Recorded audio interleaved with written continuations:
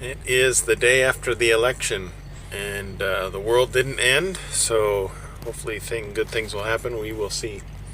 I'm on my half-hour break. I don't know what time it is. So, I can look at the clock on my GPS. It tells me it's 1. Doing a 30-minute break. I have 7 hours and 56 minutes left on my clock. And I started out in Virginia and I've made my way across West Virginia, across Ohio, and now I'm on the border of entering Indiana. So I should be getting a warning from my OmniTrax, a note telling me to be careful, because Indiana, they like to give out tickets. I don't know if it's that they like to, but we get a warning. Our company sends out a warning every time you enter this state, because they might have a higher preponderance to give a ticket in that state than most other states. So you can see how far I've got to go. It's only 4 hours and 41 minutes away, and I've got over 7 hours left on my clock, so I may just drive to the Portage, Indiana yard and stay the night there and then deliver in the morning. It's got a 9:45 delivery. I guess that's when they open. I don't know how true that is, because my directions that I asked for, on the bottom of the directions it says they open, or that you could start parking there at 6:30 in the morning. I don't know if that means that they start taking trucks at that time, but maybe that's when trucks start piling up. I don't know. It is Thursday tomorrow. It's Veterans Day on Friday. Maybe I'll get sent home on Thursday. I'll get a load and just go home. That would be awesome. But let's see what we got here in the noisy world of trucks. It's a nice 45 degrees, and I've got 45,610 pounds of white oak. So if you're looking to build some cabinets or something, let me know. I can drop off a couple boards. It may look, it looks kind of slightly unusual. Well, there's a lot of pits on this road, sorry, where trucks park. You know, it's quality pavement. So what they did is they stacked it by 2s on the bottom, and then it's a straight row across the top. It's like 2x6s, 1x6s maybe. Yeah, 1x6s, 1x6s and 1x8s, and then they're like 12, 8, and 10 foot long sections. So I got all kinds of straps. The interesting thing when I showed up there, which I wasn't expected to pick up yesterday, which was great because it made today really a great day to drive. Nice 45 degrees out, the way I like it. The ends of the boards, I guess, when I showed up, were not painted per their manufacturing process. So the loader said he needed to paint them really quick. I was like, all right, that's cool. So while I was tarping, I was crawling all over this wet paint on the ends. Every single stack needed to be painted on the ends, and they just got a big sprayer and they sprayed paint on it. So it'll be interesting when I take off my tarps to see if there's any paint on the interior of the tarp, and we'll go from there. Otherwise, it's held up pretty good. I just received this trailer on a trailer swap, and it looks like their patch job is slightly coming apart, but hopefully it covers the it's a pretty color. Blue, navy blue, Air Force blue. Those are kind of my favorite colors. Looks like he's parking right now. This is kind of a tight spot. It's a smaller Pilot. Where am I? I don't know. Let's see. What does the GPS say I'm at? Interstate 70, exit 10. On the, what is it, Ohio side?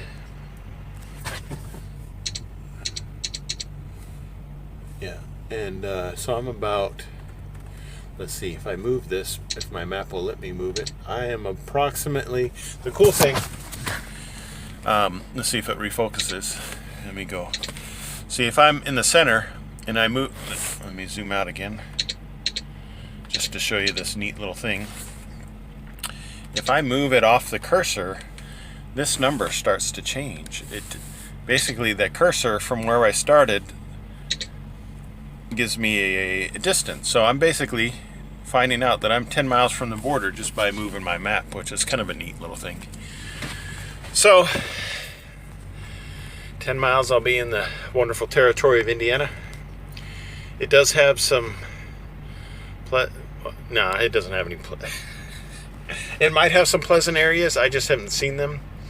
There is an old map of the United States that shows northern Indiana, part of Chicago, and maybe even Ohio as a swampland full of disease and nastiness. And basically for pioneers going across the states, letting them know you want to avoid this area because it's like the armpit of the United States. I don't know if that is necessarily a technical term, the armpit, but I've yet to find a term that would be more useful.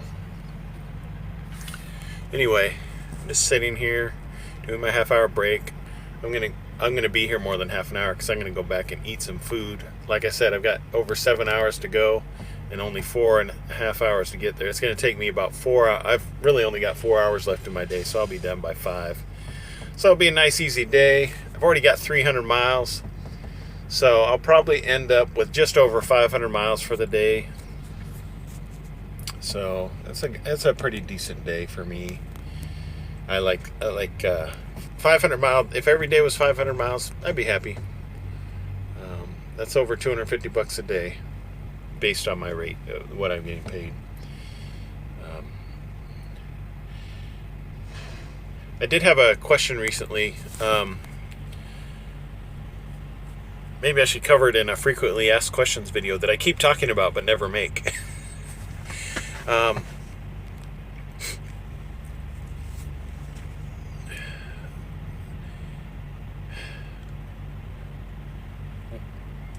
People, I'm trying to think of the best way to word this.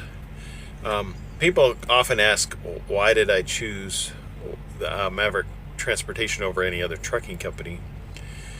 The funny thing is in the United States, there are over 1 million trucking companies. So there's a lot of trucking companies to review and find out about, and most there's very little information on.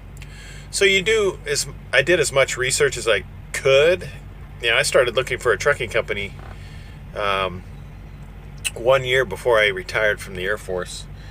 And one of the things that attracted me to Maverick was that they are a flatbed company. I wanted to drive flatbed, and I'm driving the kind of truck that I want to be driving. So when you're researching the various companies you may want to drive for, you have to decide, what do I want to do? Do I want to be a flatbed driver? Do I want to be like this guy and drive a dry van driver? Or do I want to be like one of these other trucks that is hauling a temperature-controlled trailer? Do I want to haul like this truck over here? Do I want to haul grain or other products that they haul? And then you have to go searching for companies that will hire you based on your level of experience and qualifications. And that's what I did. And because I was a new driver, there was very few flatbed companies that I could apply for. But I did my research, and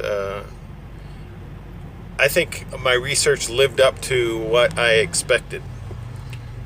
Maverick Transportation has lived up to what they told me, and I've been very pleased with that fact. Now, truck driving itself is a different issue. Many people may find truck driving difficult, as it is a different lifestyle. Anyway, that's me. Everybody's different. And see, when you really want to park, pull into the pumps. That's what I'm saying.